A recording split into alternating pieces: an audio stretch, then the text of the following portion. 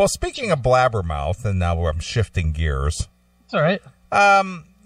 Stephen Piercy called into the show last week. Yes. And that segment went up at 2 a.m. or 3 a.m. Eastern time. That was in print by 10 a.m. on Blabbermouth. Wow. I didn't submit it. And so, what do you think? Do you think Bori has like Google alerts, or do you think he actually like has something specifically for the CMS? I think he's probably subscribed to our podcast. Okay, I'm just asking what your thoughts are. Yeah, he probably subscribes to it, and then when he sees that we're actually doing an interview, then it's like, then he gives it a listen. Well, whoever Bori has transcribe everything, they got to go through that whole interview and pick out those bits and pieces and then make the headline out of it. And that was up at 3 a.m. Eastern, and it was on Blabbermouth by 10 a.m. Right. So there was a 7-hour gap there that they grabbed it, listened to it, printed up some of the quotes, and put it up online. Well, that's good. Holy shit. We'll take it. Yeah, no kidding. So I was supposed to go see Steven and Tom Kiefer right this week. They were supposed to play at the Star Plaza Theater, and it got canceled at the last moment, and I'm glad you gave me the heads up that Eric Ferrantino of Stephen Piercy's solo band put the message out there. Right. So did you hit him back with a? I did. Did he respond at all? Yeah. I actually started fucking with him. I was like, I can't believe you canceled this show. The great Neeley was coming out to this show, and he was like, "Oh, that sucks," whatever. And I was like, "Yeah, well, maybe next time you guys will be so lucky." Right. But yeah, he was like, he told me to tell you hello, and he'll catch you next time for sure. And sure. Yeah, I was looking forward to seeing Steven and Eric and the guys, and sure. And I was gearing up, just getting, hey man, I'm gonna go out to the show and go hang, and then you hit me up with that text, which I'm glad you did, because I would have hated to just drive out there and go, oh, there's no show. Yeah. So and what was funny was there were a few people that posted in Ferrantino's post from the parking lot. Well, I believe that. I would have been one of those assholes that showed up with nothing to do. It's just like, what the hell?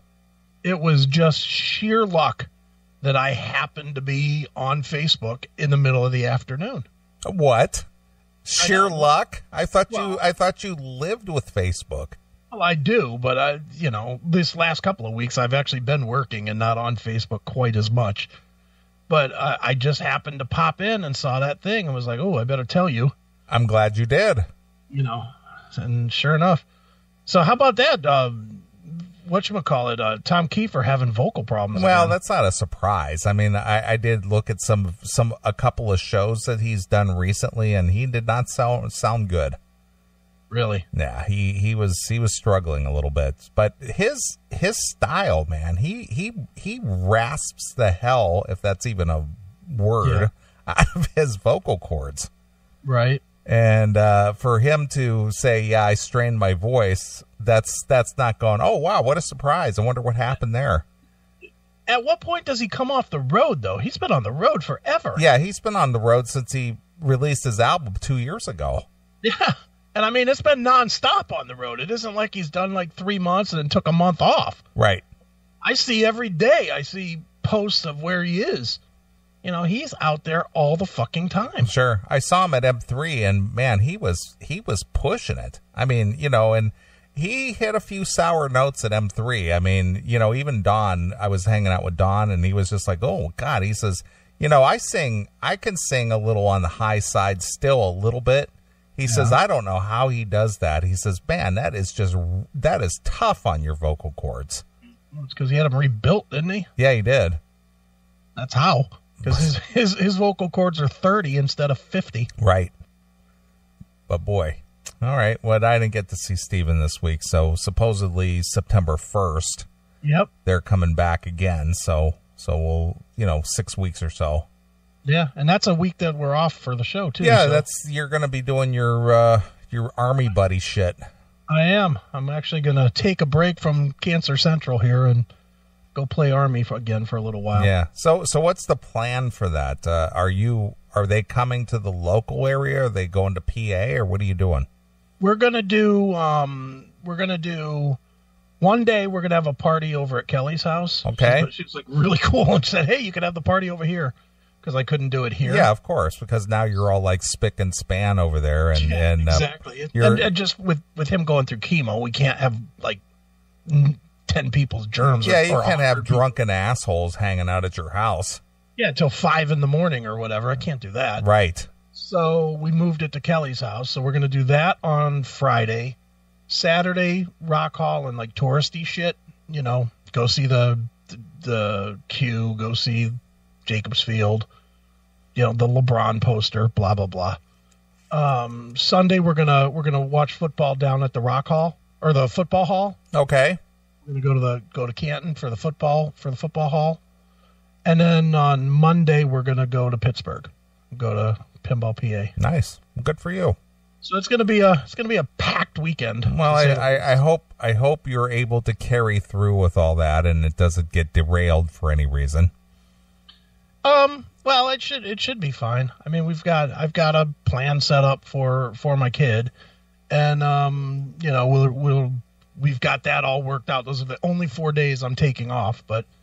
And honestly, if it wasn't for thousands of dollars of plane tickets already being booked, I would have canceled. Sure. But since, you know, I mean, my one buddy spent $800 on his fucking plane tickets. Well, where's he coming from? Washington. $800? Round trip. Holy cow. It's over a holiday. Ugh. Okay. $800 for... And I have a feeling that he's not sitting in some fucking shitbag seats either. Right. I have a strong feeling he's not sitting in row 33B or something. I have a feeling he's sitting in like 1A. Right. Well, if that's first class, then yeah, I get that. Yeah, but he told me his ticket was $800. I was like, whoo. Well, I've paid up to $1,200, but if I was flying first class to like LA or something, but. Fuck that. I mean, if he's sitting in coach for $800, I would just like, holy shit. Sitting in coach for $800, you might as well drive. I agree. You know, I mean, honestly, although from Washington State, that is far. Mm-hmm. That's a long. I mean, he's up in Seattle, so that's a pretty long drive. Sure. All right. Well, let's knock out a quick story here, and we'll take a short break. Okay. I played some of the brand new Accept at the beginning of the show. Yeah. And Wolf Hoffman, who seems to be the driver of the band Accept at this point. Okay. I got to hang out with Wolf a little bit a year ago. I was in his hotel room with Bob Nalbandian, and he was interviewing him for the Inside Metal, which I think later this year, the thrash metal edition of Inside Metal documentary comes out, and I think both you and I are in it. Yeah. So that should be good. And I think I'm in another documentary for the What's in a Name for Cleopatra Records. Right. Look at you. So that'll be pretty cool. Sure. Celebrities. Yeah, look at us. So anyway, Wolf Hoffman was interviewed recently by a German, let's see, what was it? Linea Rock, from Italy. All right. So he's talking about the new release, speaking about the new Accept album, The Rise of Chaos. Wolf said it was really inspired by what we see in the world today. Okay. I mean, we had these words, the rise of chaos, and we thought they really fit into the times we live in. Well, isn't that what everybody thinks about every decade that goes by? Man, where it's a chaotic world out there. Yeah, I wonder if in the 50s they thought it was all calm, or if they thought even then it was fucking nuts. Well, we just did come out of World War II, so I'm assuming anything other than, outside of World War II was pretty calm. Right. Sure. So he says that so we chose it as the album title or a song title first, and then it became the album title. It just felt right. There was chaos in the air. Or we're not trying to have a hidden message or anything. It's not a concept album. It's just one of the strongest songs. Okay. Yeah. So this is one of those nothing interviews again. Right. or one of the strongest titles we had, we felt it was very fitting into the time. Well, he just said that 3 times in a row. It was very fitting for the times. And every month we go by and it feels more current. Okay. Thanks, Wolf. Thanks for your insight, Wolf. Regarding what Accept should do, except from the music on Rise of Chaos, Wolf says, I think it sounds exactly like fans want it to sound and fans expect it to sound. Okay, so they're following the AC/DC formula. Okay. If I hear an Accept album, this is what I want to hear, right? Right. And I think we're delivering. We're not only trying to change, we're not really trying to change anything at this point in our career. We're just trying to go forward on a very narrow, straight path without going sideways, left or right. That sounds like one of your questions. When you take the submarine and it goes to the left, do you try to steer to the right to stay under and over? Maybe he was answering this guy that way because he felt it was a stupid question. It was a stupid question. So we're trying to get better without ever really becoming any different. Right. It's the same, only different. Thanks. Because after all these many albums, we know exactly who we are and who we are not. Well, I would hope so after almost 40 years. Jesus Christ. Is he saying anything that with any kind of assurance? He makes it's like he's afraid to make a statement. Yeah, he said absolutely nothing in any of that. This record rocks unless you don't think so. Right. It's like, what the fuck, Wolf? Come on. The Rise of Chaos will be released on August 4th by way of Nuclear Blast Records. The cover artwork on the new disc was created by the Hungarian artist, I can't even pronounce the guy's name, Joe Smith. Exactly. and can be seen below. The follow-up to 2014's Blind Rage is the first Accept album to feature the band's latest additions. That is guitarist Huey Lawless from Gravedigger, our good friend from Phoenix. Yeah. We'll like that. Yeah, he'll be thrilled. Irfan, and the drummer Christopher Williams. Oh, okay. Rock on, Christopher. What band was he in before? It just says Christopher Williams. I think he was in Primal Fear or something. Yeah, it doesn't accredit any bands to him. He except parted ways with the guitarist Herman Frank and drummer Stefan Schwarzman in December of 2014, and they went on to do Tank, right? Yeah, or not Tank, but Herman. What was that thing? Herman Frank's Blitzkrieg howitzer or something. Yeah, it was some kind of a tank. Yeah, but I don't remember what kind of tank. Panzer. Panther. Yeah, Panzer. Right. Hail and Kill Caller, you're on the air. Aussie Ace boys, how are you? Hey, what's up, Aussie Ace? You must make a lot of. Hey, look, I'm trying to be on point. I was just wanted to touch on this German thing. Okay. Is this politically? I heard you. I didn't call in last week. Ozzy, slow down. Slow down. I didn't call in last week. Is it politically correct for an Aussie to comment on a German? Is there any racial tones in there at all? Well, for me there is, because both my parents were born in Poland, and fucking the Germans crushed Poland in World War One. Oh, sons of bitches! So I've got a little bit of animosity there. Oh my God! Are you planning a terrorist attack on the Germans? No, not at all. And since slow down, I'm interviewing you, Ozzy. Slow down. Okay. I'm giving you your star power worldwide, my friend. So take it easy. All right, cool. So as you may or may not have seen, our great President Trump, was touting the virtues of the Polish people. Did you have any thoughts on that? If he's supporting the Poles, it's all good. Okay, so you didn't see it. It's all right. Let's move on. No. Here. So you got a little vendetta against the Germans. So what's on your mind? Well, I was listening to your program last week, and you were talking with your brother-in-law there, Jimmy the Copper, and he's saying, like, the History Channel is all just a German show. And I was just thinking the other day, well, KISS still have to change their SS logo when they go there. So why are they doing that? And the other day, I heard an interview with the latest the Doctor Who fellow who's currently Doctor Who. He went over to Europe and he was in Germany. The first question the interviewer asked him was, "Are the Daleks made in Germany?" Okay. So what's this thing like with that? Yet no one talks about it. It's not like we say, "Oh, you fucking Germans," or it's like we just get on. All right.